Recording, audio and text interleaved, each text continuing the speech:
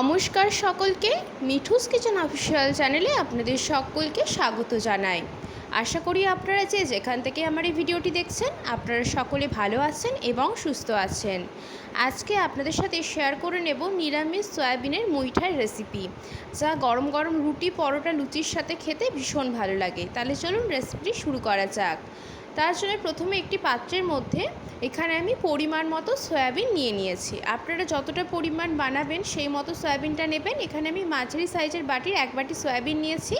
তারপরে এটাকে আমি উষ্ণ গরম জলের মধ্যে ভিজিয়ে মিনিট 5 মতো একটু রেখে দেব। বেশিক্ষণ ভেজাতে সময় লাগে না, 10 থেকে 15 মিনিট রাখলেও চলবে। তারপর একটা মশলার পেস্ট করে নেব। 3 থেকে 4 টুকরো দিয়েছি আমি আদা, একটা বড় সাইজের টমেটো, 4 থেকে 5টা কাঁচা লঙ্কা দিয়ে খুব সুন্দর করে একটা পেস্ট তৈরি করে নিয়েছি। আলাদা করে জলের ব্যবহার করিনি, যেহেতু টমেটো রয়েছে সেই জন্য। তারপর আর একটা মশলার পেস্ট এখানে করে নেব।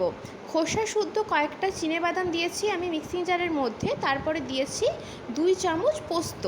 এরপরে অল্প পরিমাণ জল দিয়ে খুব সুন্দর করে একটা থকথকে পেস্ট আমরা এখানে তৈরি করে নেব। আমাদের এখানে মশলার যা যা পেস্ট তৈরি করা ছিল সেগুলো কিন্তু তৈরি করে নিয়েছি আমরা। এরপরে পরবর্তী রান্নার দিকে আমরা এগোবো। সয়াবিনটাও কিন্তু এতক্ষণে ভিজে গিয়েছে খুব সুন্দরভাবে, আপনাদেরকে দেখিয়ে দিচ্ছি দেখুন। এরপরে সয়াবিনটাকে ভালো করে জল থেকে তুলে নেবার পরে, জল শুদ্ধ কিন্তু দেবেন না মিক্সিং জারের মধ্যে, জলটা ভালো করে ঝরিয়ে নেবেন। তারপরে এখানে আমি সয়াবিনটা মিক্সিং জারের মধ্যে দিয়ে দিয়েছি। এর মধ্যে আমি দিয়ে দিচ্ছি 3টে কাঁচা লঙ্কা। ঝালটা যে যেমন খেতে পছন্দ করবেন সেই মতো এখানে ব্যবহার করবেন। তারপরে দিয়েছি এখানে 1 টুকরো আদা। তারপরে আমি এখানে সয়াবিনটাকে খুব সুন্দর করে কোর্সলি গ্রাইন্ড করে নিয়েছি, মানে একটা কিমা টাইপের তৈরি করে নিয়েছি সয়াবিনের। তারপরে এখানে আমি একটা মিক্সিং বোল নিয়ে নিয়েছি, তার মধ্যে দিয়ে দিয়েছি সয়াবিনটা যেটা আমরা তৈরি করলাম, সেই সয়াবিনটা পুরোটাই দিয়ে দিয়েছি। আগে থাকতে আমি এখানে একটা মাঝারি সাইজের আলু ভালো করে সেদ্ধ করে নিয়ে খোসা ছাড়িয়ে নিয়েছিলাম। সেই আলুটাকে এখানে গ্রেটারের সাহায্যে গ্রেট করে নিচ্ছি। আমি কিন্তু এখানে যে মুইঠাগুলো বানাবো সয়াবিনের, তার জন্য এখানে আলু এবং বেসন দুটোই ব্যবহার করেছি বাইন্ডিংয়ের জন্য। আপনারা চাইলে শুধুমাত্র বেসন বা আলু যে কোনো একটাও দিতে পারেন, তবে আলুটা দিলে টেস্টটা একটু বেশি ভালো লাগে, সেই জন্য এখানে আলুটাও দিয়েছি এবং বেসনটাও আমি দিয়েছি। আলুটা খুব সুন্দর করে গ্রেট করে নেওয়ার একটাই কারণ, যাতে করে কোনো দলাভাব না থাকে। খুব সুন্দর করে কিন্তু আলুটা গ্রেট করা হয়ে গিয়েছে। ঠিক এই পর্যায়ে আমি এখানে দিয়ে দিয়েছি পরিমাণ মতো বেসন, মানে বড় চামচে 2 চামচ বেসন এর মধ্যে দিয়েছি। তারপরে এর মধ্যে দিয়ে দেব পরিমাণ মতো নুন, সামান্য পরিমাণ দিয়েছি ধনের গুঁড়ো, সামান্য পরিমাণ দিয়েছি গরম মশলা গুঁড়ো। এরপরে আমি দিয়েছি সামান্য পরিমাণ এর মধ্যে জিরের গুঁড়ো। সমস্ত কিছু উপকরণকে খুব ভালো করে হাতের সাহায্যে মেখে নিতে হবে। অতি অবশ্যই করে হাতের সাহায্যে মাখতে হবে, এটা কিন্তু কোনো হাতা বা চামচের সাহায্যে মাখলে হবে না। যেহেতু মুইঠা আগে থেকেই বলেছি, মুইঠার শেপ আমরা যেভাবে দিয়ে থাকি সেই মতনই শেপটা দিতে হবে। একটু টাইট করে মাখতে হবে যাতে শেপগুলো খুব প্রপারলি দেওয়া যায়। সেই জন্য বেসনের পরিমাণটা সয়াবিনটা যতটা পরিমাণ নিচ্ছেন সেই মতো কিন্তু কম বেশি হতে পারে, তাই আপনারা একটু বুঝে শুনে এখানে ব্যবহার করবেন। খুব সুন্দর করে কোনোভাবে জলের ব্যবহার করবেন না, যেহেতু সয়াবিনটা একদম ভালো মতো ভেজানো ছিল, তার জন্য আর জল দেওয়ার কিন্তু একটুও প্রয়োজন পড়বে না। এই উপকরণগুলোকে খুব সুন্দর করে কিন্তু মেখে নিতে হবে। আবার আলু সেদ্ধ রয়েছে, সেই ক্ষেত্রে একদমই জলের ব্যবহার এখানে করা চলবে না।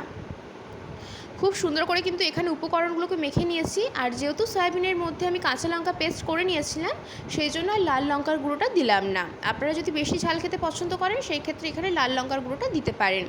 এরপরে মুইঠাগুলো বানানোর সময় হাতের মধ্যে আমি একটু রিফাইন্ড অয়েল মেখে নিয়েছি, যাতে করে মুইঠাগুলো বানাতে আমার কোনোভাবে অসুবিধে না হয়। তারপরে মুইঠা আমরা যেভাবে তৈরি করে থাকি ঠিক সেই মতো কিন্তু শেপ দিয়ে আমি এখানে তৈরি করে নিয়েছি। মুইঠাগুলোকে এবার ভেজে নিতে হবে, অতি অবশ্যই করে ডিপ ফ্রাই করব। তার জন্য কড়াইয়ের মধ্যে বেশ খানিকটা পরিমাণ আমি এখানে রিফাইন্ড অয়েল গরম করতে বসিয়ে দিয়েছি। তেলটা যখন খুব ভালো করে গরম হয়ে আসবে, তখন গ্যাসের ফ্লেমটা লো টু মিডিয়ামে রেখে সয়াবিনের তৈরি মুইঠাগুলো আমি এক এক করে দিয়ে দেব। যতগুলো একসাথে ভাজা যাবে ততগুলো আমি একসাথে দিয়ে দিয়েছি। এমনটা না যে একে অপরের গায়ে লেগে যাবার ভয় থাকবে, যতগুলো ধরবে একসাথে ততগুলো দিয়ে দেবেন। অপেক্ষা করতে হবে খানিকক্ষণ, যাতে একটা দিক আমাদের খুব সুন্দর মতো ভাজা হয়ে যায় মুইঠাগুলো। যখন দেখবেন যে একটা দিক খুব সুন্দর করে ভাজা হয়ে গিয়েছে, মানে কালারটা চেঞ্জ হয়ে গিয়েছে, ঠিক সেই পর্যায়ে এখানে অপর দিকটাও পাল্টে দেব। নিরামিষ এই রেসিপি রুটি, পরোটা, লুচির সাথে যেমন ভালো লাগে, তেমনই কিন্তু পোলাও, ফ্রায়েড রাইসের সাথেও ভীষণ ভালো লাগে। বাড়িতে অবশ্যই করে একবার ট্রাই করে দেখতে পারেন। আশা করব আপনাদের খুবই ভালো লাগবে। মুইঠাগুলো কিন্তু একটা দিক খুব ভালো করে আমাদের এখানে ভাজা হয়ে গিয়েছে, তার জন্য আমি এখানে অপর দিকটাও পাল্টে দিয়েছি। ঠিক এইভাবে হাতে সময় নিয়ে লো টু মিডিয়াম ফ্লেমে মুইঠাগুলোকে একটু ভালো করে লালচে করে ভেজে নেব। তাতে করে কি হয়, মুইঠাগুলো খেতেও ভালো লাগে। এই ক্ষেত্রে যদি গ্যাসের ফ্লেমটা মিডিয়াম টু হাইতে থাকে, বাইরে থেকে তাড়াতাড়ি ভাজা হয়ে যাবে, ভেতর থেকে কিন্তু কাঁচা রয়ে যাবে, খেতে কিন্তু ভালো লাগবে না। যেহেতু বেসন রয়েছে তার জন্য কিন্তু টেস্টটা খুব একটা ভালো আসবে না। সেই জন্য লো ফ্লেমে হাতের সময় নিয়ে মুইঠাগুলোকে আমি এখানে ভেজে নিয়েছি। কালারটা দেখেই বুঝতে পারছেন, এর থেকে বেশি ভাজবার কিন্তু প্রয়োজন নেই। ঠিক এইরকমই কিন্তু লালচে লালচে করে উল্টে পাল্টে দুটো দিক খুব সুন্দর করে ভেজে নিতে হবে। মুইঠাগুলো আমাদের খুব ভালো মতো কিন্তু ভাজা কমপ্লিট হয়ে গিয়েছে। ঠিক এই পর্যায়ে আমি এখানে মুইঠাগুলোকে একটি পাত্রের মধ্যে তুলে নিচ্ছি। তুলে একটা সাইডে রেখে দেবো। এগুলো কিন্তু গরম গরম খেতে এমনিতেও বেশ ভালো লাগে। ভাজার সাথে সাথে কিন্তু এক দুটো শেষও হয়ে যেতে পারে, কারণ এতটাই টেস্টি খেতে হয়। তারপরে বাকি যে মুইঠাগুলো ছিল সেগুলোও কিন্তু আমি ভেজে নিচ্ছি। যেহেতু কড়াইয়ের মধ্যে আমি পুরোটা দিইনি, ছোট কড়াই, সেই ক্ষেত্রে এখানে বাকি যেগুলো রয়েছে সেইগুলো একই পদ্ধতিতে আমি এখানে ভেজে নেব। গ্যাসের ফ্লেমটা লো টু মিডিয়ামে রেখে মুইঠাগুলোকে দিয়ে দিয়েছি। তারপরে খানিকক্ষণ অপেক্ষা করতে হবে, যাতে করে আমাদের এই মুইঠাগুলোর একটা দিকে কালারটা একটু চেঞ্জ হয়ে যায়। যখন কালারটা চেঞ্জ হয়ে যাবে তখন কিন্তু আমরা অপর দিকটা পাল্টে দেব। তার আগে কিন্তু হাতা বা ছান্তার সাহায্যে নাড়াচাড়া করার প্রয়োজন নেই, যেহেতু ভীষণ নরম। সেই ক্ষেত্রে বেশি নাড়াচাড়া করলে কিন্তু ভেঙে যাওয়ার চান্স থাকতে পারে। সেই জন্য কড়াইয়ের মধ্যে দেওয়ার সাথে সাথে হাতা বা খুন্তি দিয়ে নাড়াচাড়া করবেন না। যখন দেখবেন একটা দিক খুব সুন্দর কালার একটা চলে আসছে, সেই পর্যায়ে অপর দিকটা পাল্টে দেবেন। একটা দিক এখানে আমাদের ভাজা হয়ে গিয়েছে, তার জন্য আমি এখানে অপর দিকটা পাল্টে দিয়ে খুব সুন্দর করে লালচে লালচে করে মুচমুচে করে এখানে কিন্তু আমি মুইঠাগুলোকেও ভেজে নিয়েছি। এইগুলোকেও আমি একটি পাত্রের মধ্যে তুলে একটা সাইডে রাখবো। আগে থাকতেই তো আমি মশলার সমস্ত পেস্ট করে নিয়েছিলাম। এবার যেই তেলের মধ্যে আমি মুইঠাগুলো ভেজেছি তার মধ্যে যেহেতু অনেকটা পরিমাণ তেল রয়েছে, সেই ক্ষেত্রে আমি এখানে কিছুটা পরিমাণ তেল কমিয়ে নেব। কিছুটা পরিমাণ তেল কমিয়ে নেওয়ার পরে এর মধ্যে আমি দিয়েছি 1 চামচ গাওয়া ঘি। ঘিটা অতি অবশ্যই করে দেবেন, এতে করে টেস্টটা ভীষণ ভালো আসে। যখন ঘিটাও খুব ভালো মতো গরম হয়ে যাবে তার মধ্যে দিয়ে দিয়েছি 3টে লবঙ্গ, একটা এলাচ এবং একটা দারচিনি। ফোড়নটা একটু ভাজা ভাজা হয়ে আসলে এর মধ্যে দিয়ে দেব টমেটো, আদা, কাঁচা লঙ্কার যে পেস্ট আমরা রেডি করে রেখেছিলাম সেই পেস্টটা। যেহেতু টমেটো এবং আদা দুটোরই একটা কাঁচা গন্ধ থাকে, সেই জন্য খানিকক্ষণ তেলের মধ্যে একটু ভাজা ভাজা করে নেব, যাতে করে আদা এবং টমেটোর যে কাঁচা গন্ধটা রয়েছে সেটা যেন চলে যায়। মিনিট 5 ভাজা ভাজা করে নেওয়ার পরে এর মধ্যে দিয়েছি সুন্দর একটা কালারের জন্য কাশ্মীরি লঙ্কার গুঁড়ো, সামান্য পরিমাণ দিয়েছি হলুদের গুঁড়ো, সামান্য পরিমাণ দিয়েছি ধনের গুঁড়ো এবং সামান্য পরিমাণ জিরের গুঁড়ো। আমি কিন্তু মুইঠার মধ্যে ধনে গুঁড়ো জিরে গুঁড়ো দিয়েছিলাম, সেই জন্য এখানে পরিমাণটা একটু কম দিয়েছি। তারপরে মশলাটাকে খুব ভালো করে কষাতে হবে যতক্ষণ না অবধি তেল ছেড়ে আসছে।